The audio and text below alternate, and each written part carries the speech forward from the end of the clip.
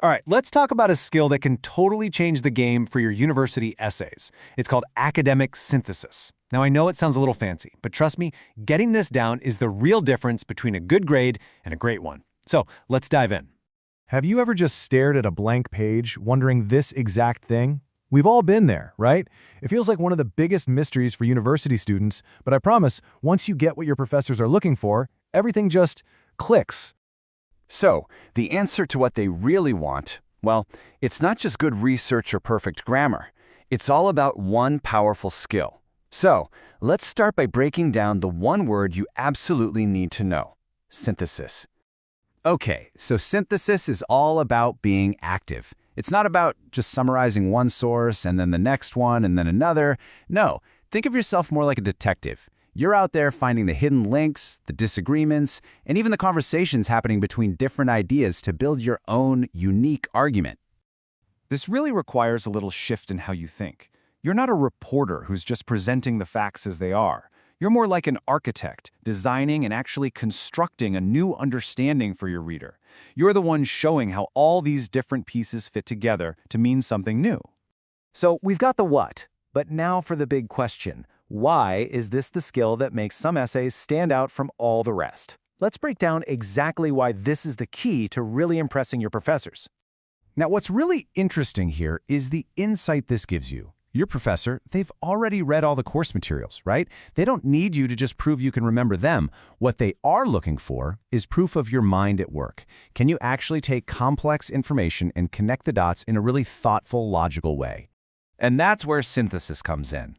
It's exactly how you show off that critical thinking. It proves you can do way more than just list off facts. It shows you can weigh different ideas against each other, spot patterns across all your sources, and then turn all of that into your own solid argument. And that, right there, is how you show real, deep understanding. Now, to get really good at synthesizing, you've got to become a pro at blending the two main kinds of learning you do at university. So let's take a look at what those are.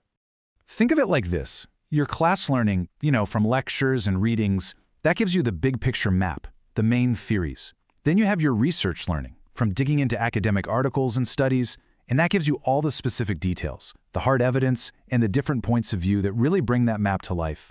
And here it is, the magic formula. Real, powerful synthesis happens when you bring these two worlds together.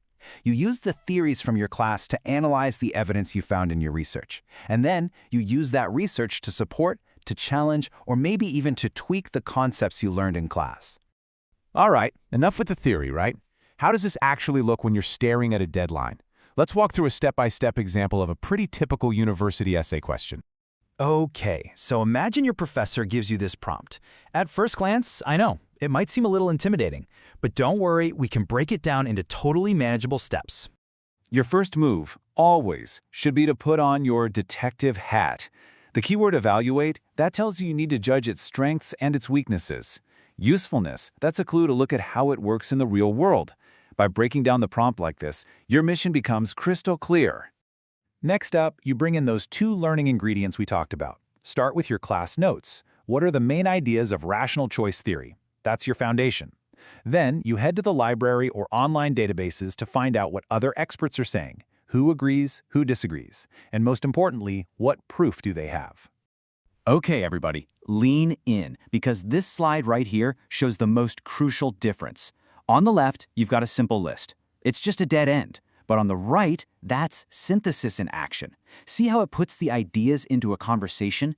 It connects the classroom theory with the research to create a brand new, smarter insight. That is what your professors are looking for. And you know what? Once you've done the hard work of actually synthesizing your ideas, structuring the essay becomes so much easier.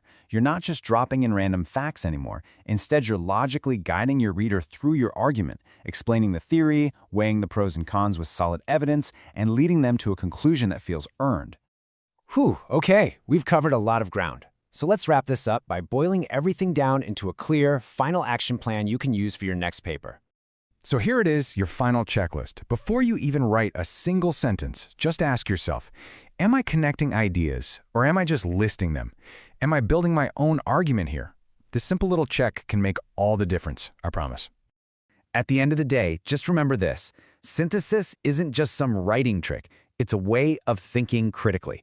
Once you master it, you won't just write better essays. You'll actually become a stronger, more insightful thinker. And that truly is the key to unlocking your academic potential.